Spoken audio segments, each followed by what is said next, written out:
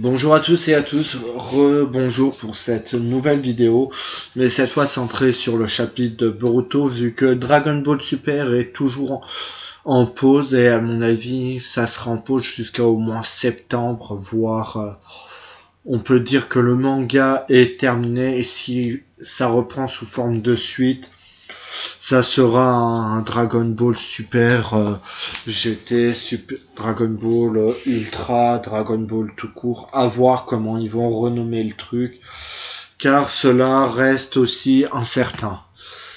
Revenons-en à nos moutons avec le chapitre de Boruto, où nous avons Inama Owari qui se libère, qui va soigner le fils de Sai et Temari assez rapidement, assez facilement, tout en disant à Shikadai et compagnie de s'enfuir, tandis que elle fera face à Indra.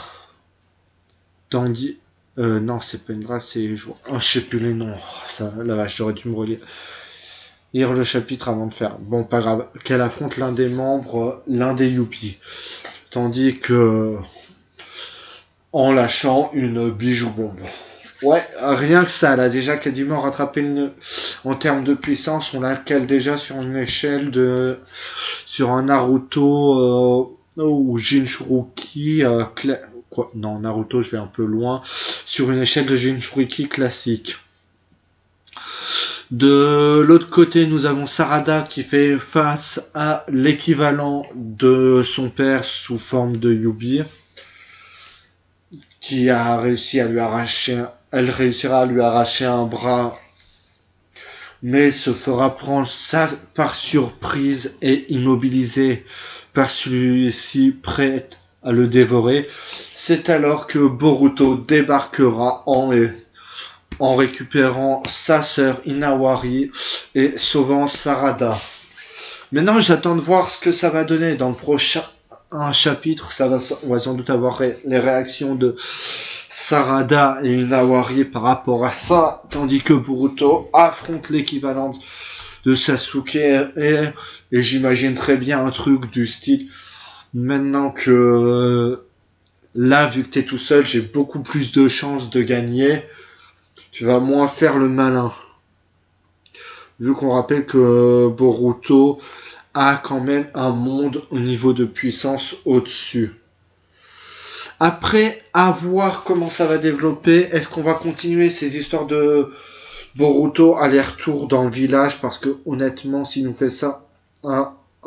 font ça pendant une cinquantaine de chapitres ou 100, ça risque de rapidement devenir enquiquinant.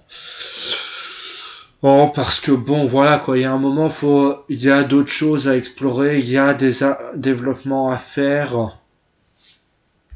Et puis voilà quoi, les personnages principaux, ils ont pas qu'à servir de, que ce soit les amis de Boruto, Sarada, Mitsuki, etc. Ils sont pas là uniquement pour servir de punching ball au Yubi et à Code qui est toujours en vie, qui a fui d'ailleurs. Donc bon, il y a un développement à faire aussi de ce côté-là. Et Kawaki, si c'est un problème de combat entre lui et Boruto, il y a un moment, va falloir qu'il se décide à mettre ça entre parenthèses pour le moment. Non, parce que je pense que Boruto a des arguments qui pourraient calmer un peu Kawaki.